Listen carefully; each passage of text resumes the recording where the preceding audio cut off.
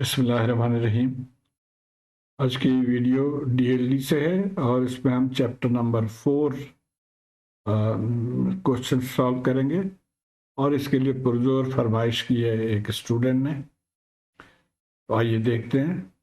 सबसे पहले हम डिस्कस करेंगे कॉम्बिनेशनल सर्किट। कॉम्बिनेशनल सर्किट क्या चीज़ है? The diagram of a combinational circuit has logic gate with no feedback path or memory. तो ये देखिए, ये कॉम्बिनेशनल सर्किट है, इसमें लॉजिक गेट तो इसके अंदर है लेकिन फीडबैक पाथ नहीं। अभी सर्किट में देखिए ये फीडबैक पाथ है और इसके अंदर ये फ्लिप फ्लॉप भी है। तो नो फीडबैक जिसमें हो और नो मेमोरी एलिमेंट यानी फ्लिप फ्लॉप हो, उसको हम कहेंगे कॉम्बिनेशनल सर्किट। और जहां पे ये चीजें मौजूद हो उसको हम कहेंगे सीक्वेंशियल सर्किट। अब इसकी एनालिसिस प्रोसीजर क्या है और एनालिसिस कहते किसको है? ये एक मोटर है, आप समझें। इसको जब आप कंप्लीटली खोल देते हैं तो आप इसको एनालाइज करने की कोशिश करते हैं, इसके पुर्जों को देखते हैं क्या है और इसका नाम क्या है। तो इसको कहते हैं एनालिसिस, यानी खोल देना, उसको बखिया उखेड़ देना जिसको कहते हैं। तो अब हमारे केस में भी अगर इस तरह का सर्किट हो, the task start with A given logic diagram. तो लॉजिक डायग्राम से हम शुरू होते हैं एंड कल्मिनेट, यानी ये इसको हम इख्तिताम कहाँ पर करते हैं? With set of Boolean functions या एक ट्रुथ टेबल या उसकी एक्सप्लेनेशन। तो यानी हमें ये इस तरह के आउटपुट चाहिए, या फिर ट्रुथ टेबल के फॉर्म में आउटपुट चाहिए, या इस आउटपुट को आप एक्सप्लेन करें कि ये किस टाइप का है। अच्छा, अब इस चीज को ध्यान में रखते हुए हम कैसे प्रोसीड करेंगे? तो ये सर्किट है।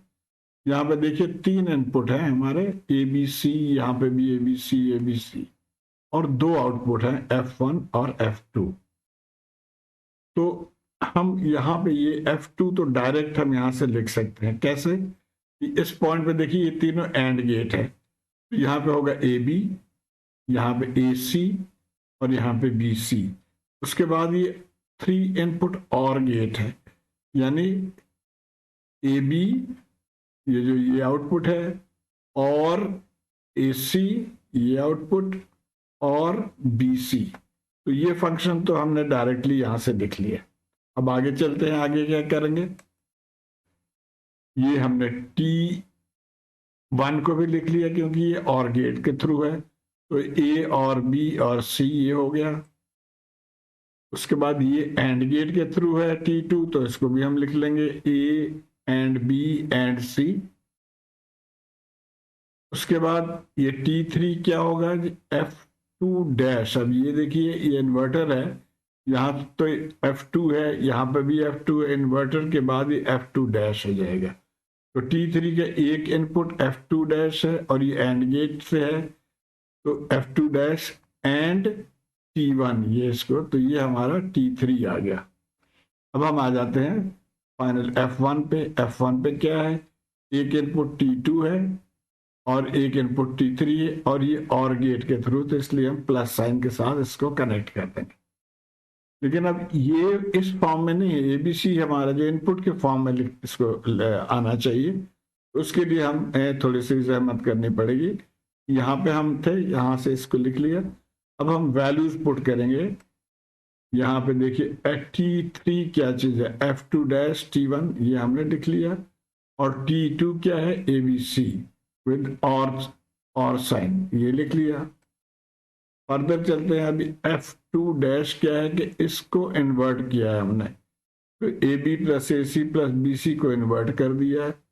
और उसके बाद T1 हमारा क्या है? ये है ABC, और ये याद रहे कि ये एंड है, तो इसलिए यहाँ पे हम डॉट या मल्टीप्लाई साइन डाल देंगे।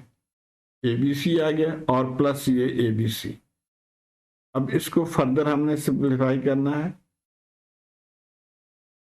जहां पे आपको पता है अगर ब्रैकेट के बाहर इन्वर्टेड साइन हो तो अंदर वाले का साइन चेंज हो जाता है। तो अब ये क्या होगा? ए बी डैश और प्लस की जगह पे मल्टीप्लाई साइन आ जाएगा। इसी तरह A C dash multiply B C dash multiply. और बाकी हमने इसको इस तरह ही रहने दिया। और अब इनको, अब ये डैश जो है फिर अंदर साइन चेंज हो जाएगा, तो ये हो जाएगा A dash plus B dash, इसी तरह A dash plus C dash और B dash plus C dash, और ये इसी तरह रहेगा। अब इसको हम फर्दर अगले पेज पे देखते हैं, लेकिन आगे सिंप्लीफिकेशन से पहले ये एक टेबल आपके बुक में दिया हुआ पोस्टुलेट्स एंड थ्योरम्स, इसमें से ये 3 चीजें हम यूज करेंगे इस को सिंप्लीफाई करने में। एक ये फॉर्मूला है कि x एंड x डैश अगर हो तो वो 0 हो जाएगा, अगर दोनों सेम है x डॉट x तो वो x हो जाएगा, और अगर और साइन हो x और x तो वो भी x हो जाएगा। अब इनको हम यूज करेंगे, हम यहाँ पे थे, अब यहाँ से हम यहाँ पे थे, अब इससे हम आगे चलेंगे, इसको फर्दर हम सिंप्लीफाई करने की कोशिश करेंगे। सबसे पहले हमने इन दोनों को मल्टीप्लाई कर लिया, तो ये 4 टर्म्स आ गए। उसके बाद अब इनको मल्टीप्लाई करेंगे, तो ये टर्म्स आ गए यहाँ पे, और उसके बाद आप डिफरेंट टेक्निक्स यूज करके इसको सिंप्लीफाई कर सकते हैं। एक टेक्निक मैं फॉलो कर रहा हूँ, आप चाहें तो इसको समझ लें, या अपने टेक्निक को भी आप इस्तेमाल कर सकते हैं। तो मैं यहाँ पे देख रहा हूँ कि जहाँ पे भी ये सेम हो मल्टीप्लीकेशन, उसकी जगह पे हम 1 लिख सकते हैं, यानी x एंड x की जगह पे हम एक x लिखेंगे। जैसे यहाँ पे है a डैश, तो इसके जगह पे हम सिंपल a लिख लेंगे। इसी तरह जहाँ पे रिपीट है ये b डैश, तो उसकी जगह पे भी हम सिंपल b लिख लेंगे। तो ये हमारा आ गया जी। इसी तरह इसमें कोई डबल नहीं है, ये डबल है, ये डबल है, तो इस तरह से आपने इसको लिख लिया। उसके बाद अब एक और फार्मूला है, वो ये फार्मूला है कि अगर और है यानी x और x, तो उसकी जगह पे भी सिंगल x लिख लेंगे। यानी जहाँ पे ये डबल डबल है, अब ये जैसे ये और ये सेम है, तो इसको हम सिर्फ एक दफा लिखेंगे। तो जब हम एक दफा लिखेंगे, इनको हम जो डबल डबल है उनको मैंने काट दिया यहाँ पे। तो अब ये सिंप्लीफाइड फॉर्म में आ गया। अब इनको बारी बारी ए बी और सी से मल्टीप्लाई करेंगे, तो ये 3 टर्म्स हमारे पास आ गए और ये आखिरी टर्म आ गया। अब यहाँ पे हम ये अगेन देखेंगे कि अगर इस तरह से यानी x मल्टीप्लाई x डैश, तो वो 0 हो जाएगा। अब यहाँ पे देखिए a डैश और a मल्टीप्लाई है, तो ये टर्म 0 हो जाना चाहिए। इसी तरह यहाँ पे भी है, और जहाँ जहाँ पे इस तरह डबल है, जैसे b और b डैश है, तो ये 0 हो जाएगा। तो इनको जो डबल डबल हैं इनको हमने काट लिया है, क्रॉस कर दिया। अब जो बाकी बचा वो ये टर्म्स बाकी बच गए, और इसको हम फर्दर रीअरेंज करके लिख लेंगे इस तरह से। और इसको मज़ीद हम यहाँ से अब ये रिजल्ट हम समराइज कर लेते हैं कि F1 जो है वो ये वैल्यू आ गया, और F2 हमने पिछले स्लाइड में निकाला था, ये वैल्यू है आ गया। तो ये आंसर F1 का है, और F2 हमने पहले निकाला था, तो ये हमारा फाइनल आंसर आ गया। यानी इस सर्किट के F1 और F2 ये वैल्यू आ गई। अच्छा, अब इसको आप चाहें तो ट्रुथ टेबल की मदद से भी सॉल्व कर सकते हैं। We can obtain truth table directly from the logic diagram without going through the derivation of the Boolean function। तो Boolean function जो अभी हमने किया उसके बगैर भी किया जा सकता है। इसको कैसे, आइए देखते हैं। तो ट्रुथ टेबल, अब ये 3 वेरिएबल हैं, तो आपको ये पता है कि हमें 8 ऑप्शंस हमारे पास आने चाहिए, यानी 0 0 0 0 1 0 0 1। आई होप कि आपने ये पढ़ लिया है ऑलरेडी। तो अब ये ऑप्शंस हैं, अब हम इनको एक एक करके इम्प्लीमेंट करेंगे, देखते हैं। तो सबसे पहले हमने देखिए इसको हम ले रहे हैं, अब a multiply by b, a multiply by c और b मल्टीप्लाई बाई c। अब आपको पता है कि एंड गेट या मल्टीप्लाई जिसको मैं कह रहा हूँ, एंड गेट के केस में जब दोनों इनपुट्स 1 हो तो तब आउटपुट 1 होगा। तो अब a और b को हम देखते हैं सिर्फ यहाँ पे 1 है दोनों, यहाँ पे 1 है, तो हम सिर्फ सिंप्लीफिकेशन के लिए हम जीरोस नहीं लिख रहे हैं, सिर्फ 1 1 यहाँ लिख लिया।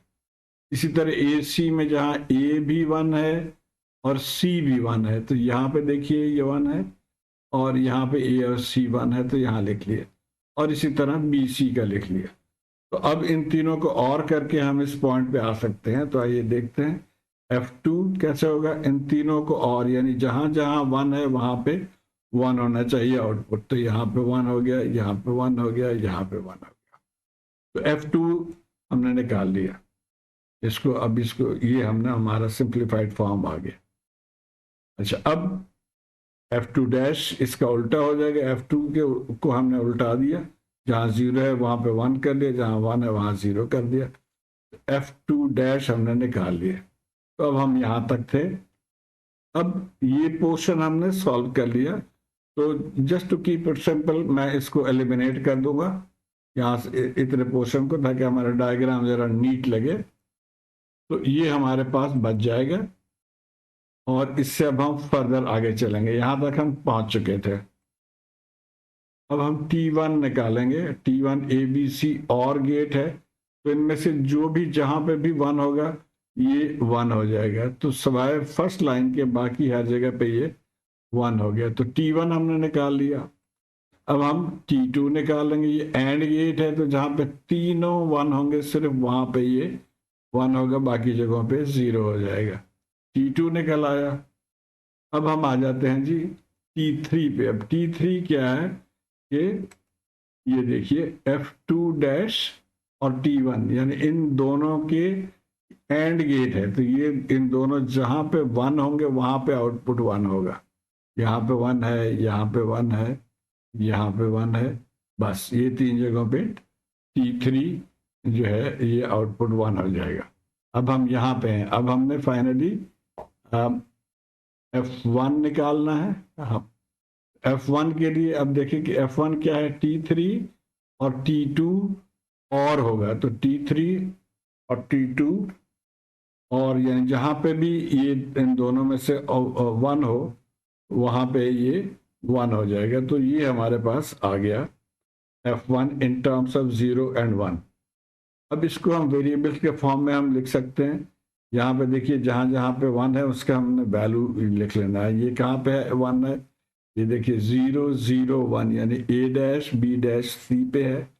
इसी तरह ये कहाँ पे 1 है, A dash B C dash, तो A dash B C dash. तो इस तरह से ये चारों वैल्यूज हमने F1 के लिख लिए।